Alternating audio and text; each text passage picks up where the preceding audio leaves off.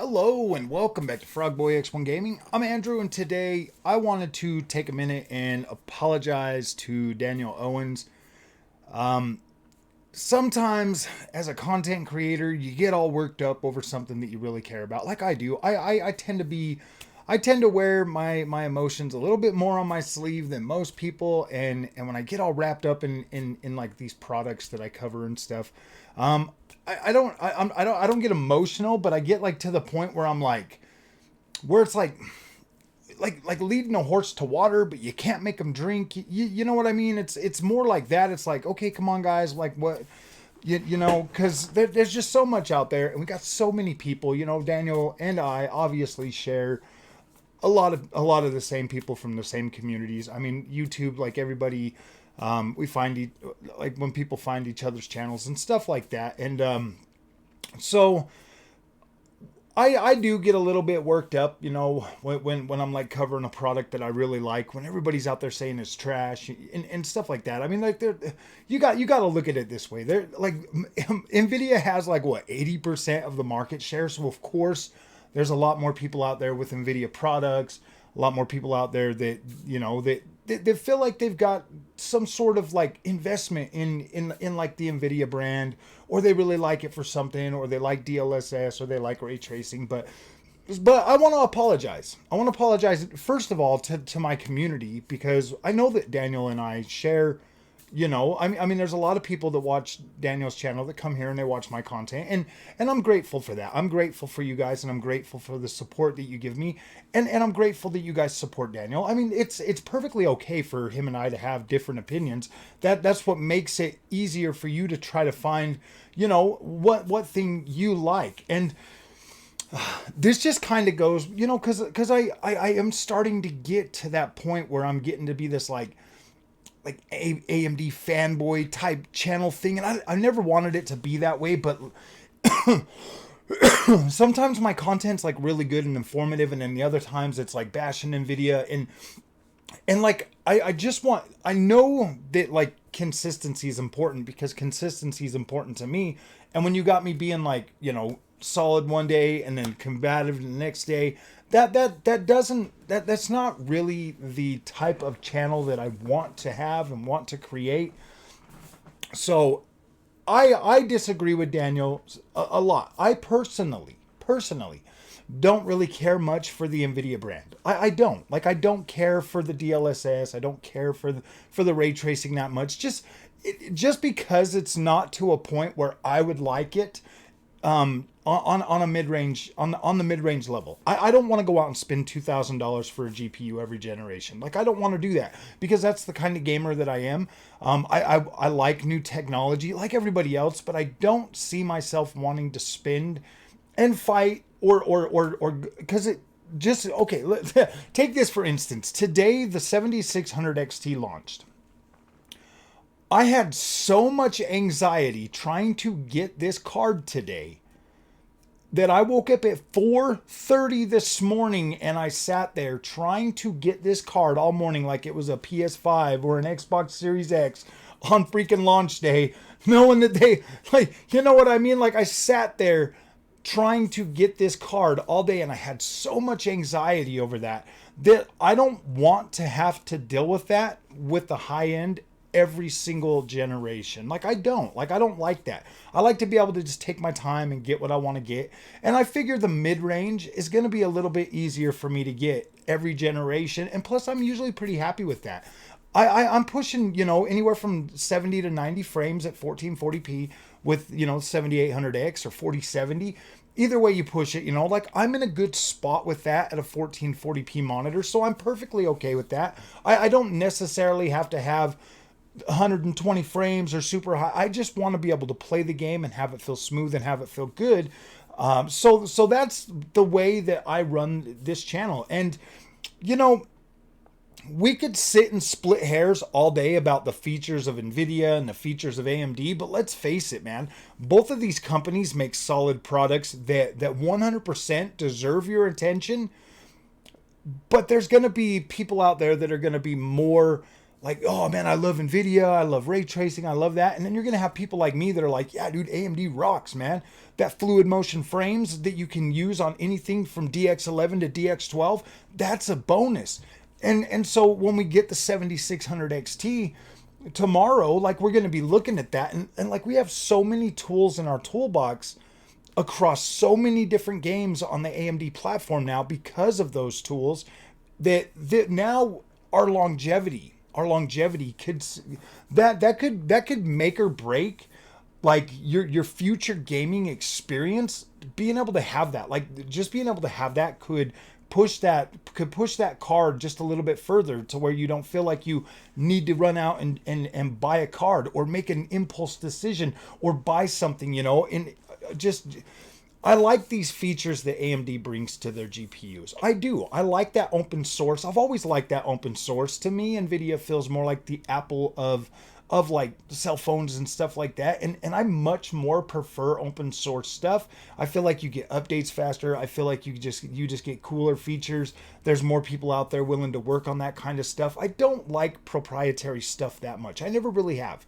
That's kind of a big turnoff for me, even on PlayStation. Like I prefer the openness of the Xbox platform. I prefer the openness of the AMD platform. And yeah, of course you're going to run into things that aren't going to work that great. Some things are going to be unstable, but I'm pretty sure like the new freaking way that like AMD is going, and I feel like they're on the right path. I do. Like I feel like they're on the right path, and price is reasonable enough to where I'm like, yeah, I can support that.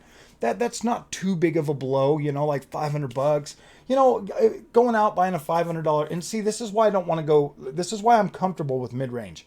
If I buy the AMD card and I'm like, oh man, you know what, this just isn't doing it for me, and then I can buy the Nvidia card for the same price. I could buy two cards for the same price as buying that one, and then I'll be able to like, play back and forth and see. Because that's my plan going forward. Like, I'll never just be like, oh yeah, I'm just staunch freaking AMD 100% supporter. No, man. Like, Nvidia has there's a reason why 80% of the market is Nvidia. Like there's 100% a reason for that. And even though that I don't really care much for DLSS or ray tracing right now, there is going to be a time where ray tracing is going to be good enough and usable enough to where it is going to make a difference. Like it is going to make a difference in image quality. It's going to make a difference in the overall, just the feel of the game and stuff. And so, yes, I do care about those technologies, my friends. I just don't really think I don't think they're in a spot right now I don't think they're in a spot that makes it worth buying the necessary hardware to fully take advantage of that. Just right now, like this generation, no, man, this is a bust generation for ray tracing. To me, it's not a reason to buy an Nvidia GPU over an AMD one just yet. But next generation, I do believe that AMD is going to be better at ray tracing. I do believe that Nvidia is going to be better at ray tracing. I do believe that developers are going to be better at implementing ray tracing into their games. So yes, it's going to take some time. Right now, I don't think it's a reason. And for me to like go against Daniel Owens and like call him out and stuff like that, at the end of the day, he is just giving his community what they want. And that's okay. I do that sometimes too. And that's fine. I personally do not have a problem with Daniel Owens. I don't. I like the guy. I just find it funny how like when all of these content creators, they start getting, because I used to watch Daniel Owens before, and he was never like that like, oh, like he says DLSS or something like almost every time you turn around, or he's like pointing something out, and so it just gets frustrating. I get sick of hearing that, because to me in my head, I'm like, dude, I don't care about DLSS. Like, really, are you recommending this product on DLSS? Really, dude? You're really recommending that someone spend $600, $700, $800, $1,000 on the GPU because of a feature that might get supported in a game that might be better? To me, that is madness. I'm like, no, dude. Like, you're literally showing these cards beating the brakes off of Nvidia cards and rasterization, but you're telling me that, like, the DLSS is better. To me, that doesn't make any sense, my friends. And that's, and there has to be people like me out there. There has to be, so that you have something to, when you're feeling like, when you're going to all them channels and everybody's, telling you that, oh, DLSS, you got to have channels like me that are like, no, dude, I like AMD. I think it's fine. I like the way it's set up. I like the experience. I think that, I would not trade the AMD experience for Nvidia any day of the week. And you need people like that. You need content creators out there that have a differing opinion. You need other content creators out there that are willing to buy and try and play and live that lifestyle and live what they preach and utilize what they preach, so that you have something to be like, oh, okay, yeah. All right, this dude right here, he's been on AMD for 6 months. He's been using it religiously. He likes it. He's not having any problems. But then you got all the other people out there, just the people in the middle, the people that just run around like the chickens with their heads cut off, like blah blah blah blah blah, repeating everything that somebody said 10 years ago. Just all the nonsense that gets spread against AMD, and like with the people running around saying that, oh, they need to lower the price. They need to lower the price. Oh no, AMD made some very strong competition this generation. That same strong competition that everybody's been saying that AMD needs to bring, but then you see them all talking about how AMD needs to lower the prices. Right there, like that psychologically, even when I hear it from other content creators, when they're like, oh yeah, this, and this. Like today, I watched a couple of benchmarks for the 7600 XT, and I was thinking, and I hear them talking about, oh, it's not that much of an uptick, it's not this, like super depressive stuff when you think about it. Like, who the hell wants to buy that product when their favorite YouTuber's saying, oh, this isn't. This is the way I look at it. A 7600 XT. It's a 1080p card. It's got 16 gigs of VRAM. And it's got, 128-bit bus. It's got, like 22, 23 something teraflops of power. I mean, our consoles have 12 and 10. I think that there's something there with that card. I think you're going to be able to enjoy some level of gaming with that and still be able to utilize that. And that 16 gigs of VRAM is going to give you a pretty big buffer to go back and maybe play some of them older games that you really wanted to play at 4K with good frame rate and all of that stuff. And that's what we're going to dig into on Frogboy X1 Gaming, is we're going to dig into some of them older open world games. We're going to dig into some of this stuff, and we're going to see how far we can push this card, and we're going to find out what the true value of having a GPU in the 1080p space with 16 gigs of VRAM. We're going to find out, man. We're going to put it to the test. We're going to play around with fluid motion frames. We're going to play around with all of that stuff, because what they don't tell you is when you look at the numbers. When I was watching them benchmarks and I'm looking at them numbers and I'm like, them are nice. Them are nice to build off of with AMD's fluid motion frames. Them are some really solid frame rates. And to push that in my experience with the 7800 XT and 7900 XT with AMD's fluid motion frames, the frame rates that we're seeing in these benchmarks, those are good. Those are good to bench off of. Those are good to expand off of for AMD's fluid motion frames. It's going to be good. Now, I personally do not recommend AMD's fluid motion frames or Nvidia's motion frames with a mouse and keyboard. I don't. As a controller player with a controller, it feels good. It feels nice. You feel like you've got good control. Everything like that feels very responsive. So that I can 100% recommend AMD fluid motion frames 100% in conjunction with a controller. It is good, but don't expect it to be like. Don't go into it expecting to like. For it to be like, I mean, it is a supplemental feature to enhance the overall visual quality and smoothness of how you're playing and how you're perceiving that game.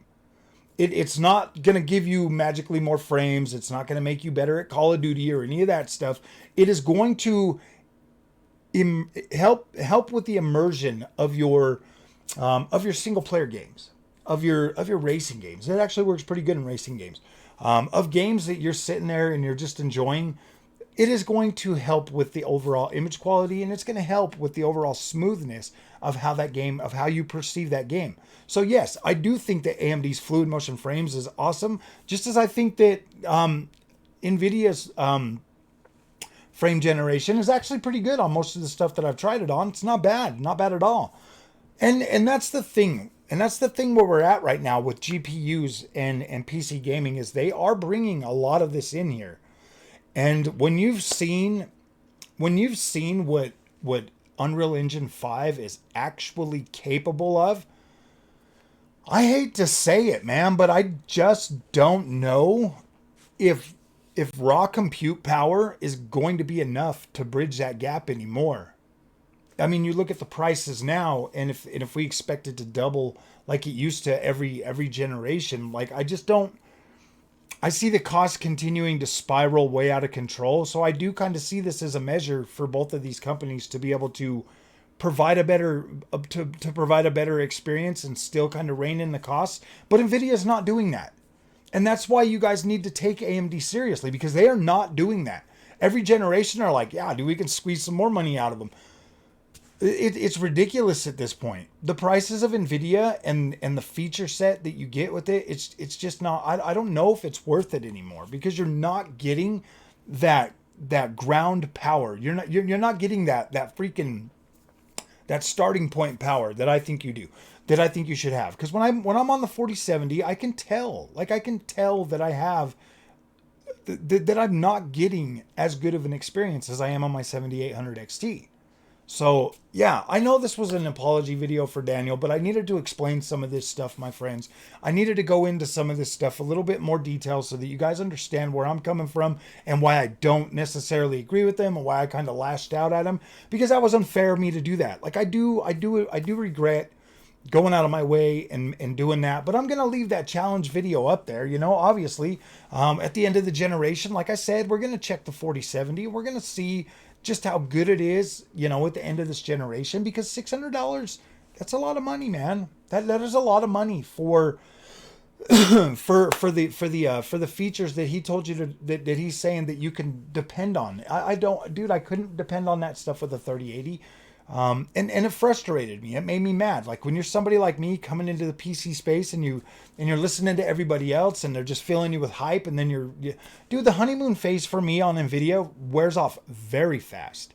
Like almost instantly. I'm like, dude, this is not as good as these guys make it out to be. Like this is not that great. But AMD, like I'm still in the honeymoon phase. Like seriously, let's be clear. I am biased towards AMD because I like AMD. I like the experience.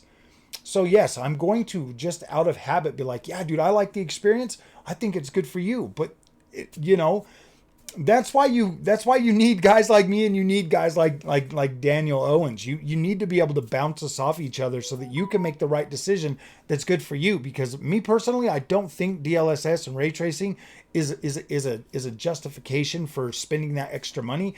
But I do think, and just like with AMD, man, like there are some things that I can nitpick. I'll go into it eventually. I'll go into some of my nitpicks with AMD, but there's not as many. There's not as many.